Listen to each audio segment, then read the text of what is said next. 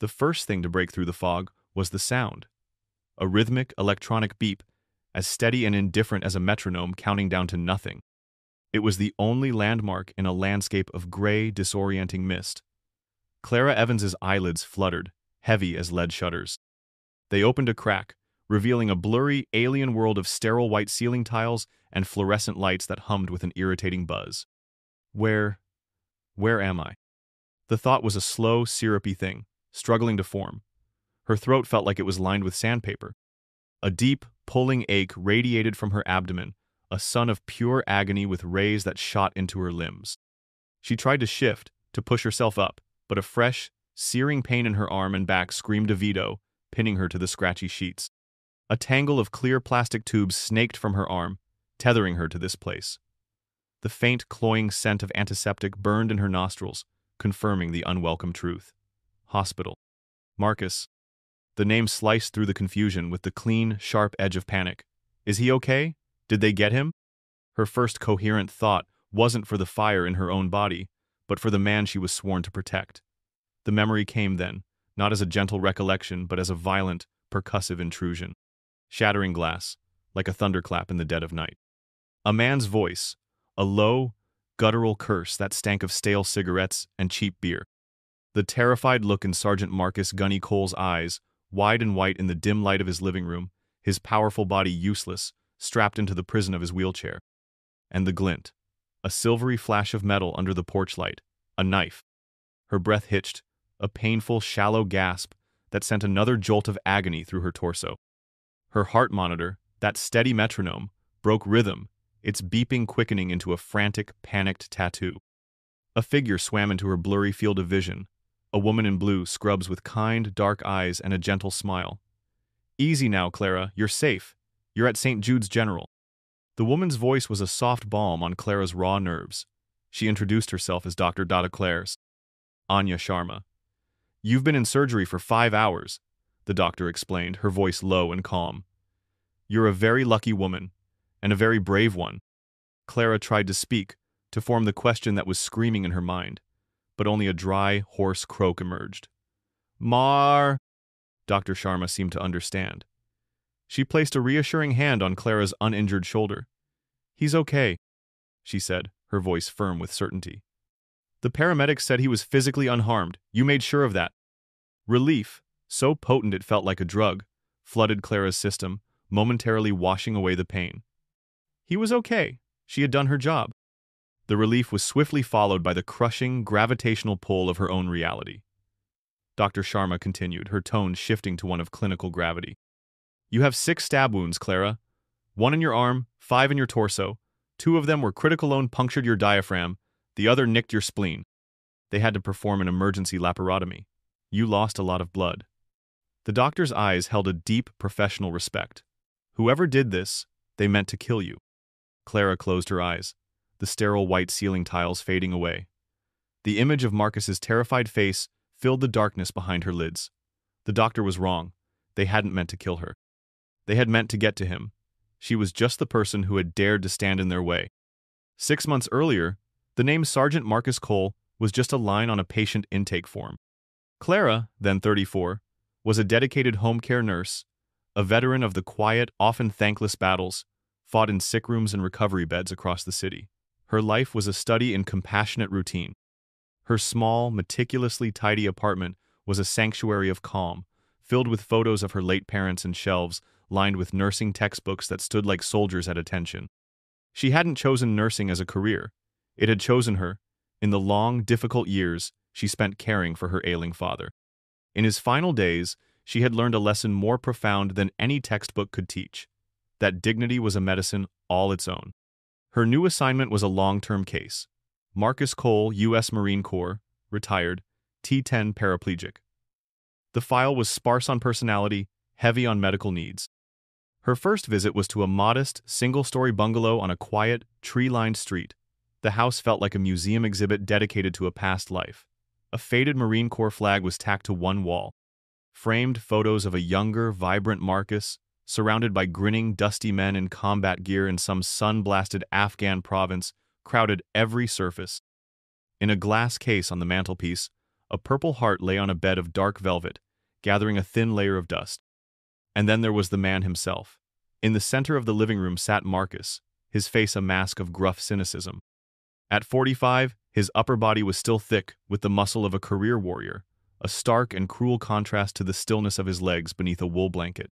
He was trapped, a lion in a cage, and his frustration radiated from him like heat. "You're the new one?" he grunted, his voice a low rumble. He looked her up and down, his gaze dismissive. "Let's see if you last longer than the last one." She couldn't handle the hours. The first few weeks were a delicate dance of resistance and persistence.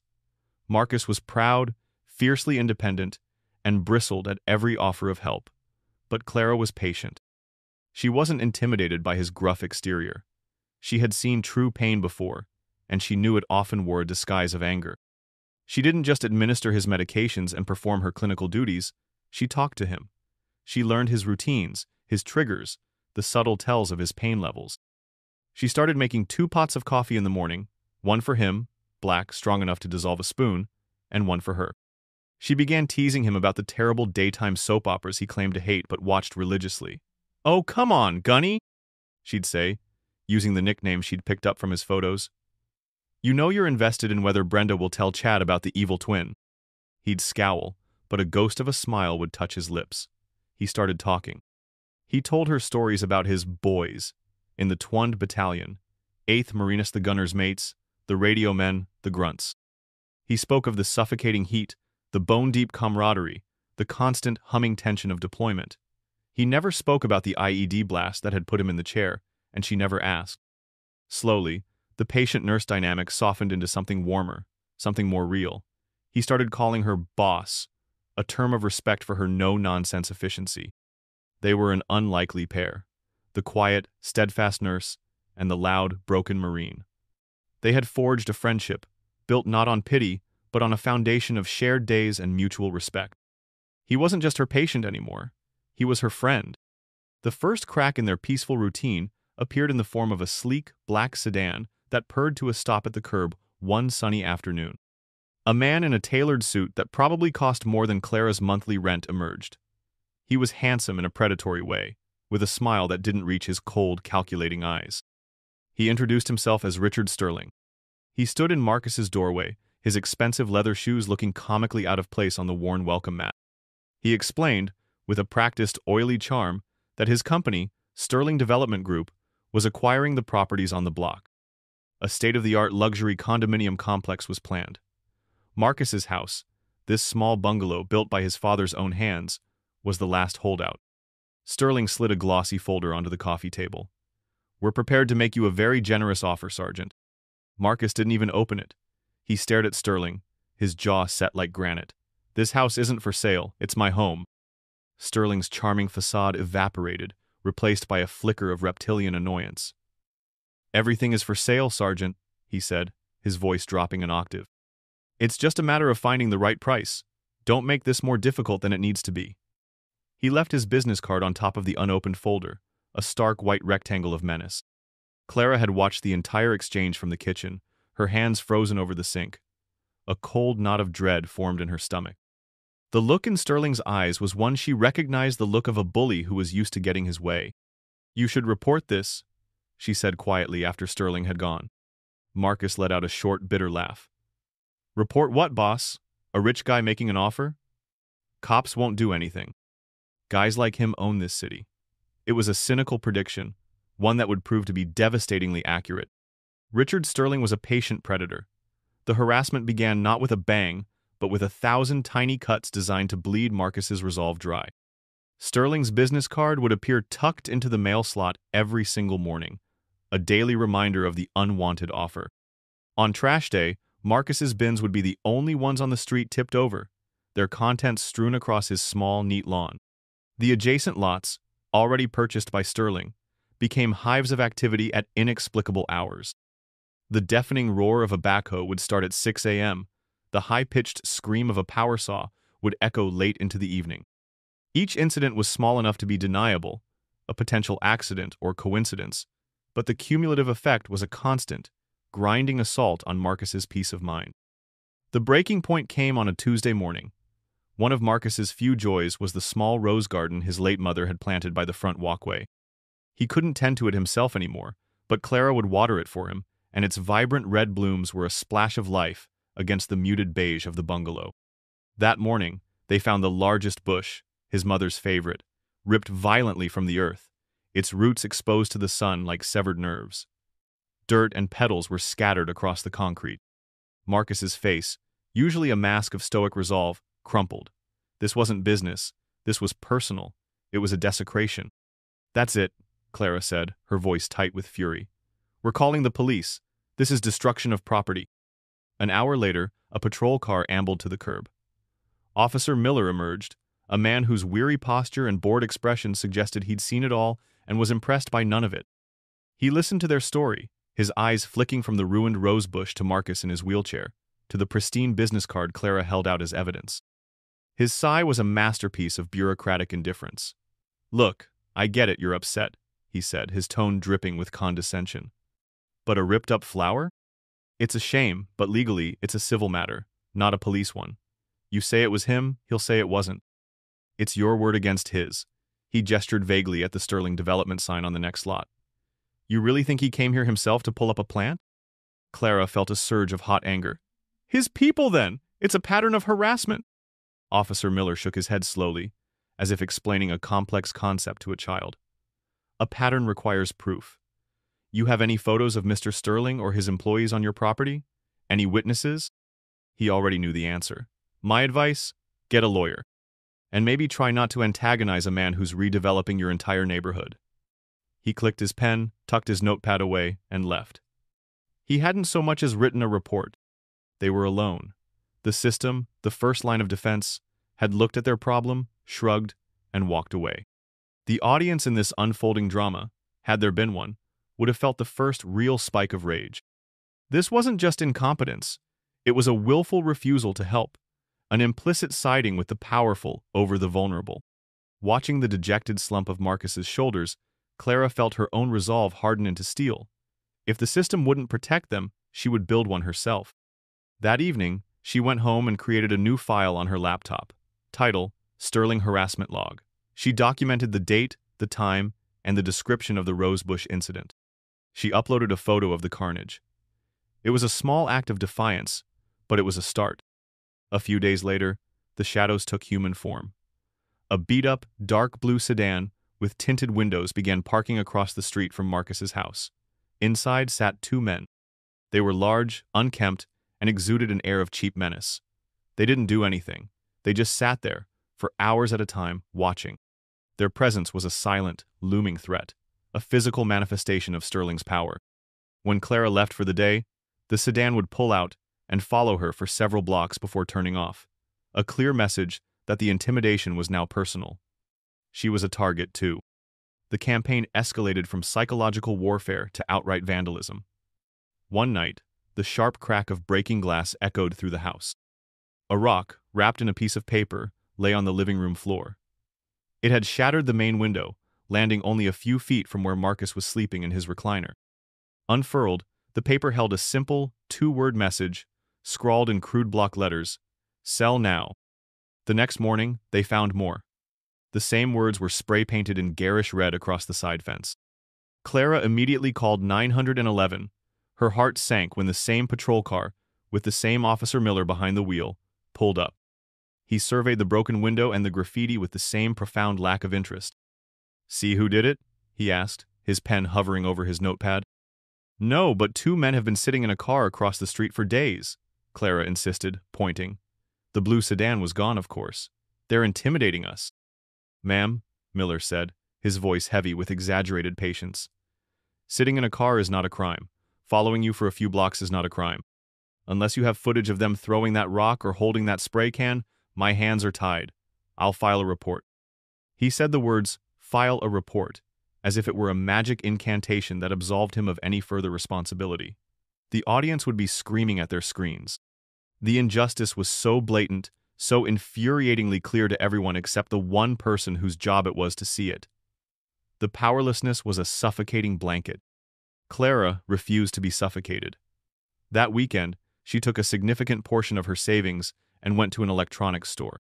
She returned to Marcus's house with a box full of motion-activated, night vision security cameras.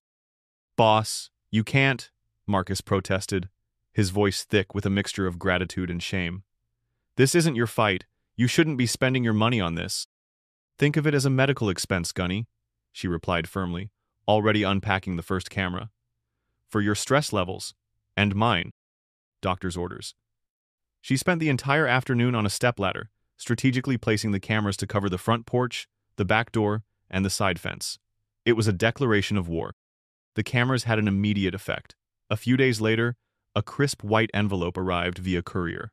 It wasn't an offer, it was a legal document. A cease and desist letter from Sterling's high-powered law firm.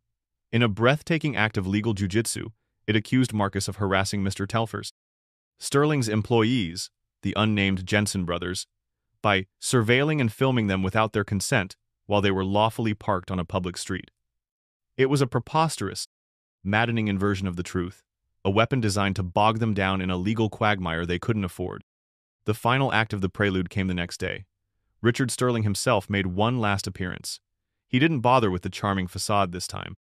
He strode up the walkway, his eyes noting the new, dark spheres of the cameras with a smirk. He stood on the porch, not bothering to come inside. 24 hours, Sergeant," he said, his voice as cold as ice. "I have a final offer for you. It's substantially lower than my first one, to account for my recent legal expenses." He slid another folder through the mail slot. "You have 1 day to accept it. After that, the offer is permanently off the table." He paused, and his gaze shifted, looking past Marcus to where Clara stood in the doorway. "And after that," he continued, his voice dropping to a near whisper, "I can't be held responsible for what happens in this neighborhood. It's becoming a very dangerous place." He looked directly at Clara. "Especially for people who get in the way." The threat was no longer veiled. It was a naked promise of violence. Marcus, his face purple with rage, roared at him to get off his property. Sterling simply smiled, turned, and walked back to his black sedan, as untouchable as a king. The clock was ticking. The storm that had been threatening all evening finally broke just after 10 o'clock, lashing the quiet street with sheets of rain and rattling the windows with gusts of wind. The tempest outside was a fitting soundtrack for the violence that was about to be unleashed inside. Clara had just finished Marcus's evening routine, ensuring he was comfortable in his recliner for the night before she headed home. She was in the kitchen, wiping down the counters, the rhythmic motion a small comfort in the tense atmosphere that had hung over the house all day. The sound was not the crack of a rock this time, but the splintering crunch of a door frame giving way. The back door, its lock likely weakened in a previous, unnoticed act of sabotage, was kicked in with explosive force. 2 figures, clad in black from head to toe, their faces obscured by ski masks, burst into the small house. The Jensen brothers, no longer content to be silent observers, had come to close the deal.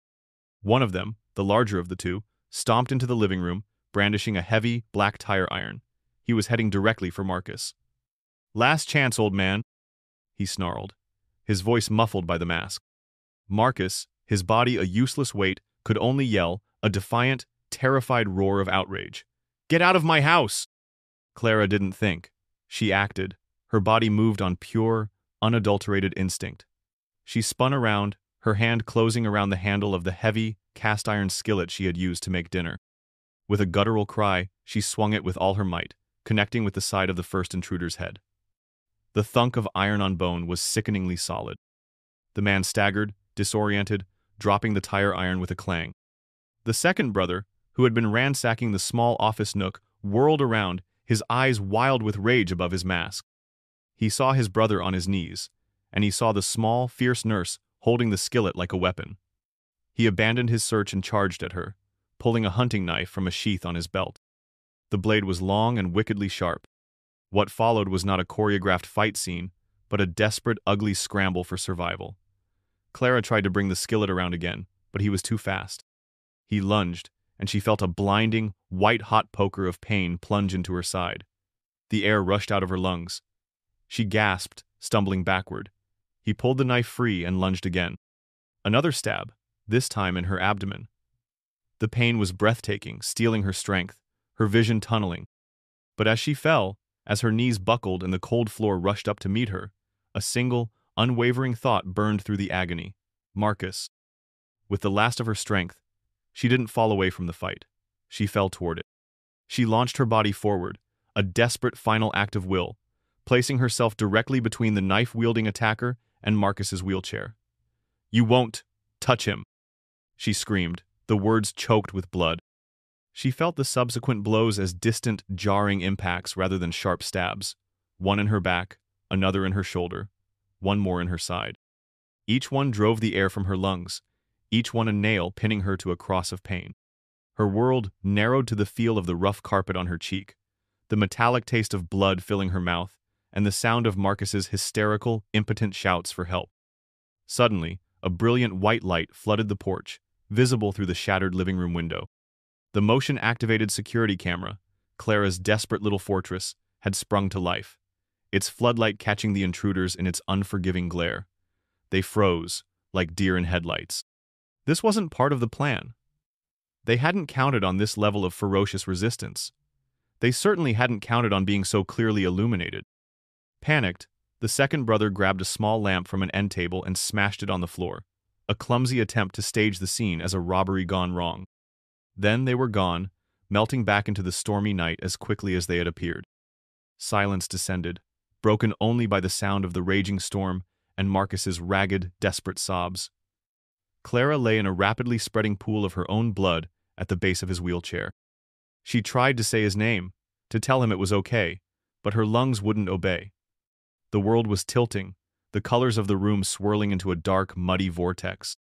The last thing she saw before the darkness swallowed her completely was Marcus's anguished face, illuminated by the flashing security light from the porch, tears carving clean paths through the terror on his cheeks. He was yelling her name over and over, a mantra of helpless grief. Outside, unseen, the small lens of the camera on the porch continued its silent, impartial recording. Clara's return to consciousness was a slow, painful crawl out of a deep, dark well. She surfaced to the familiar beeping of the monitor and the concerned face of Dr. Sharma. The initial fog of anesthesia gave way to the sharp, biting reality of her injuries.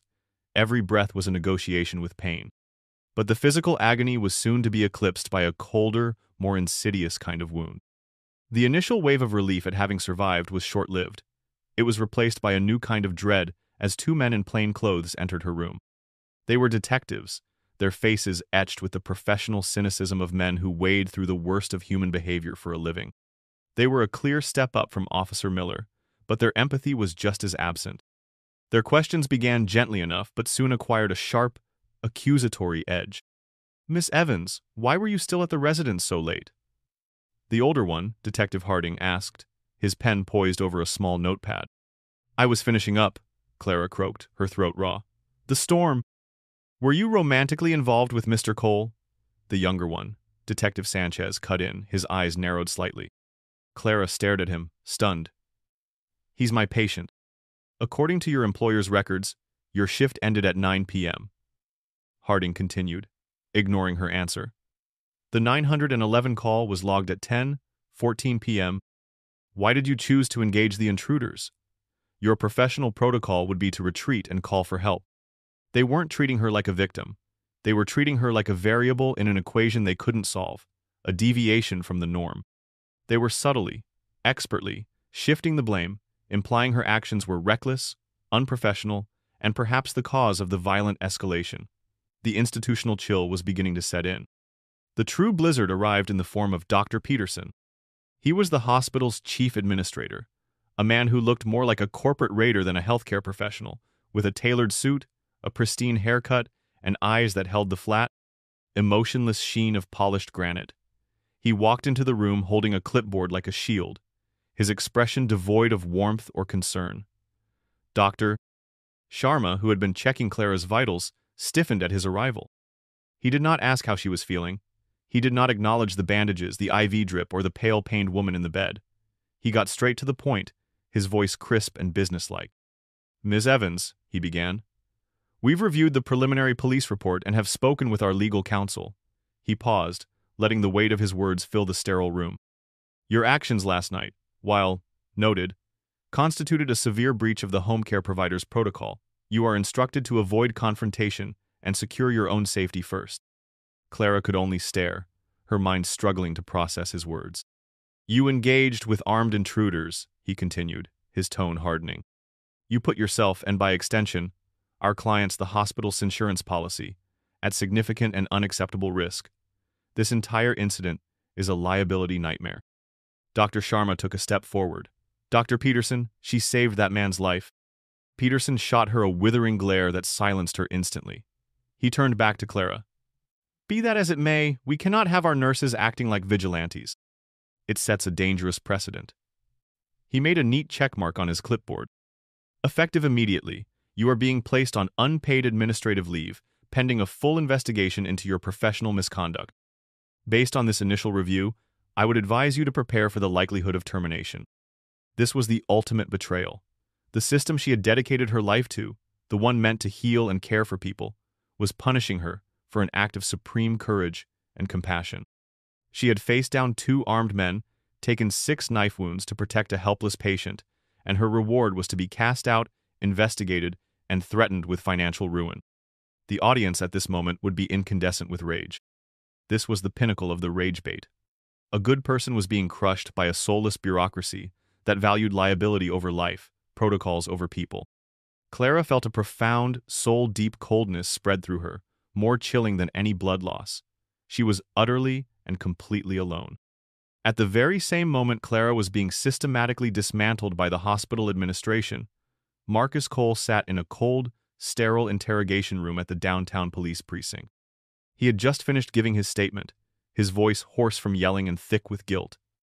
The image of Clara falling, of her blood pooling on his floor, was burned onto the back of his eyelids.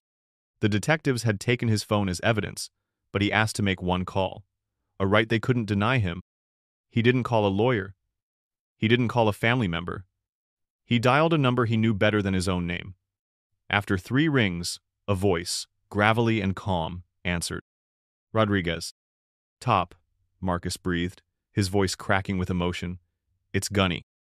First Sergeant Top Rodriguez, a still active Marine and Marcus's former platoon sergeant, recognized the brokenness in his friend's voice instantly. Gunny? What's wrong? Where are you? They came for me, Top, Marcus said, the story spilling out of him in a torrent of grief and fury. But he didn't focus on the break-in, the threats, or his own fear. He focused on Clara. They stabbed my nurse, Top. Her name is Clara. She saved my life. She took them all, 6 times. And now the hospital is firing her.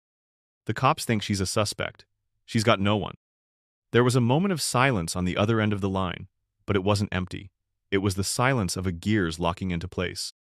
Top Rodriguez's voice, when it came back, was as calm as before, but now it was underpinned with a core of pure, unadulterated steel.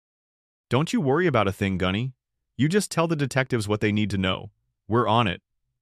He paused, and his voice softened with a fierce, protective promise. You know the code. We take care of our own. Another pause, more significant this time. And she's one of us now. Semper Fi. Top hung up. He didn't waste a second. He pulled up his contact list. A call went out to a master gunnery sergeant in Virginia, another to a retired captain in Ohio. A text message, with Clara's name and address, was sent to a private Facebook group for veterans of the 21 Battalion, 8th Marines. The message was simple, almost cryptic, but every man who received it understood its meaning perfectly. 2-8, we have a brother in need, Gunny Cole. His guardian angel is wounded and unprotected. Stand by for muster. The phone tree branched out, a digital wildfire of loyalty. From bases and VFW halls, from suburban homes and city apartments, the message spread. A nurse had acted with the courage of a Marine. She had held the line. She had protected one of their own. And now, she was under fire from the very people who should have been celebrating her. The response was immediate, unspoken, and absolute. The next morning was gray and overcast, a perfect reflection of Clara's soul. The hospital, eager to wash its hands of the liability, had discharged her against Dr. Sharma's strenuous objections.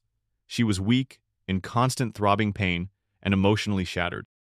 A friend from her nursing school days, Sarah, had come to pick her up, her face a mask of worried sympathy. The drive to Clara's small house was silent. The world outside the car windows looked hostile and alien. The betrayal from Dr. Peterson felt like a seventh wound, deeper and more painful than any of the others. She had never felt so profoundly alone. Sarah turned her car onto Clara's quiet suburban street, and then she hit the brakes. "What in the world?" Sarah breathed. Clara followed her gaze. Her street was no longer quiet. It was lined with men. They stood in silent, stoic formations on the sidewalks. They flanked the driveways of her neighbors. They stood in ranks on her own small lawn. And they stood, a phalanx of silent protectors, on her porch. They were men of all ages, from fresh-faced kids who looked barely out of their teens to grizzled veterans with lines etched on their faces.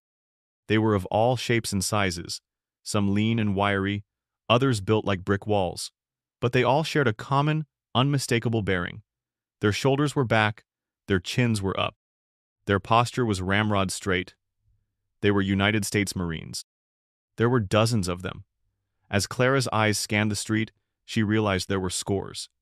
It seemed impossible, but there had to be well over 100. They were utterly silent, their presence not a threat, but a fortress, a living wall built of loyalty. Sarah slowly pulled the car to the curb. She helped Clara get out, her movements slow and pained. As Clara stood on the pavement, wincing, every single Marine turned to face her in unison. The synchronized movement was unnerving, yet deeply comforting. The sea of men parted, and one man walked forward. He was in his 50s, with a weathered face, salt and pepper hair cut high and tight, and an aura of absolute, unshakable authority. He stopped a respectful few feet in front of her. "Miss Evans?" he asked, his voice a low, respectful rumble that nonetheless carried across the silent street. "I'm First Sergeant Rodriguez. We served with Gunny." Clara could only stare, her mind refusing to comprehend the scene before her. I don't understand," she stammered, overwhelmed. "The Corps has a saying, ma'am," Top Rodriguez said, his eyes meeting hers. They were filled not with pity, but with a fierce, burning respect. "Semper Fidelis." It means always faithful. Marcus is our brother. Last night you protected him when he couldn't protect himself. You did what we would have done. He gestured with his chin to the silent army assembled around them. "That makes you family. There are 180 of us here, from 3 different states. We're here to watch your 6. We'll be here, in shifts, 24 hours a day, until you tell us you feel safe again." He took a half step closer, his voice dropping but losing none of its intensity. "No one is going to touch you or Gunny again. We give you our word." The dam broke. The cold, isolating wall of betrayal and fear that had encased Clara's heart shattered into 1,000 pieces. Tears, hot and cleansing, streamed down her face. They were not tears of pain or sorrow. They were tears of overwhelming, world-altering gratitude. The system had failed her. The bureaucracy had abandoned her. But the Brotherhood had come. She wasn't alone. She was protected. She was home. The arrival of the Marines was like a boulder dropped into a stagnant pond. The ripples spread instantly. A neighbor, a retired woman named Mrs. Gable, had been peering through her curtains, stunned by the silent assembly. She'd snapped a photo on her phone, a wide shot, showing the rows of stoic men standing guard in front of Clara's unassuming house, and posted it on her Facebook page with a simple caption.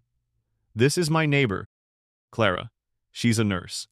Last night she was stabbed 6 times protecting a paralyzed veteran from intruders. This was her front lawn this morning. This is what loyalty looks like." By noon, the post had been shared 100,000 times. By 3 o'clock, it was over 1 million. It was picked up by local bloggers, then news aggregators, then national media outlets. The image was simply too powerful to ignore. The juxtaposition of suburban tranquility with the quiet, formidable power of 180 Marines was irresistible. The headlines wrote themselves: "The Guardian Angel and the 180 Marinese. Semper Fi for a hometown hero. Nurse shields vet, vet's battalion shields her." The first local news van arrived around lunchtime. By evening, the street was crammed with satellite trucks. The narrative, which the authorities and the hospital had tried to control, was now decisively, overwhelmingly in Clara's favor. The court of public opinion had convened on her front lawn, and its verdict was unanimous. The fallout for the antagonists was swift and brutal. The city's chief of police, whose office was now being inundated with calls from the mayor, the city council, and outraged citizens, hastily called a press conference. Looking flustered and defensive, he announced that the botched robbery at Sergeant Cole's residence was now the department's highest priority. He publicly announced that the case was being reassigned from the patrol division to his two top homicide detectives.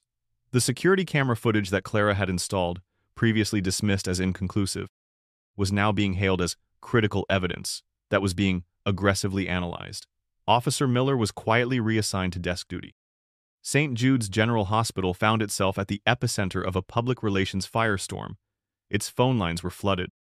Its social media pages were buried under an avalanche of one-star reviews and furious comments demanding to know how they could punish a hero.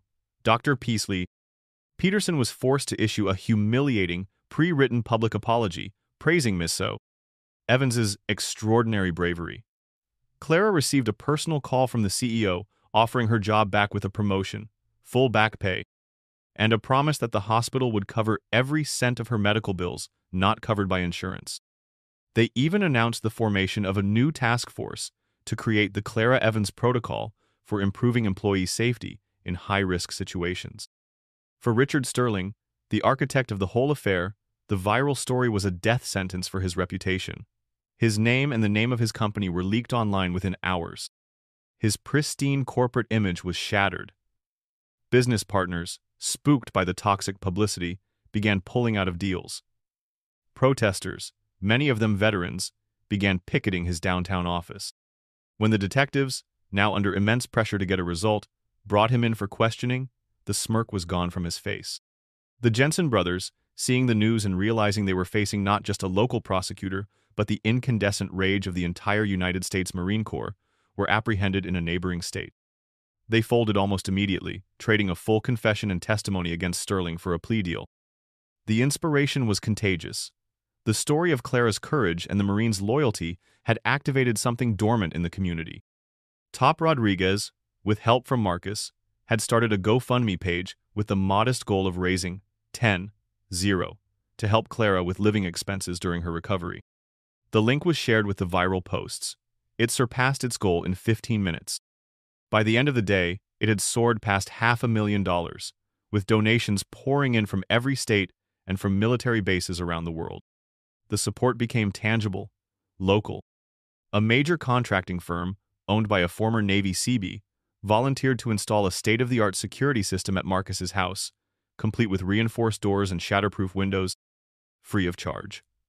Local restaurants and coffee shops organized a schedule to deliver hot food and drinks around the clock to the Marines, who stood their silent, rotating watch. The entire neighborhood, once a collection of disconnected houses, had become a community, united in its support for the nurse and the veteran at its center. The Marines on the lawn were the catalyst, but the whole town had now formed a protective circle. 6 months later, the media frenzy had subsided, but the changes it wrought were permanent. In a packed courtroom, a pale and gaunt Richard Sterling was found guilty on all counts: conspiracy, aggravated assault, witness intimidation, and racketeering. The judge, a no-nonsense woman with a son in the armed forces, delivered a blistering closing statement about predators who target the nation's veterans before handing down a lengthy prison sentence. The Jensen brothers received lesser sentences for their cooperation. Justice, which had seemed so unattainable, had been served.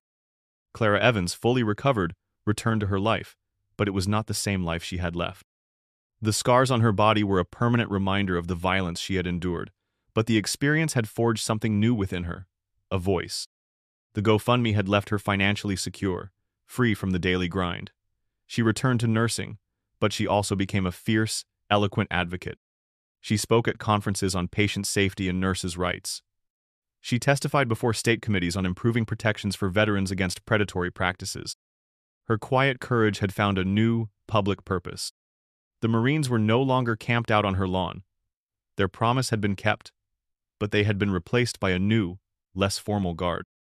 A small group of local veterans, men from the nearby VFW post, had taken it upon themselves to be a constant, friendly presence in the neighborhood. They'd walk their dogs down Clara's street. They'd sit on a park bench nearby, drinking coffee. They were a quiet, unassuming reminder that the watch was never truly over. One crisp autumn evening, Clara was at Marcus's house. She wasn't there as a nurse anymore. She came as a friend. The new security system was discreet, but formidable. The house felt peaceful, safe. They sat together on his back porch, wrapped in sweaters, watching the sunset paint the sky in fiery shades of orange and purple. Marcus was quieter these days. The hard, cynical edge sanded away, replaced by a deep and abiding sense of peace. He wheeled his chair closer to hers and pointed toward the living room wall. "Got something new," he said. Clara followed his gaze. Mounted on the wall, where a dusty photo used to be, was a beautiful wooden plaque. In the center was a perfectly carved gold-leafed emblem of the U.S. Marine Corps, the eagle, globe, and anchor. Below it, an engraved brass plate gleamed in the fading light. It read, "For Nurse Clara Evans. For courage above and beyond the call of duty. Semper Fidelis." Clara smiled, a true, peaceful smile that reached her eyes. She reached over and placed her hand on Marcus's arm. The quiet, unbreakable bond between them, forged in terror and tempered by loyalty, was the ultimate victory. A single act of courage had not just saved a single life. It had held a mirror up to a broken system, forcing it to see its own reflection. It had reminded a community and a nation that the most powerful shields are not made of laws or protocols, but of faithfulness. And that some bonds, the ones that demand we stand for others when they cannot stand for themselves, can never ever be broken.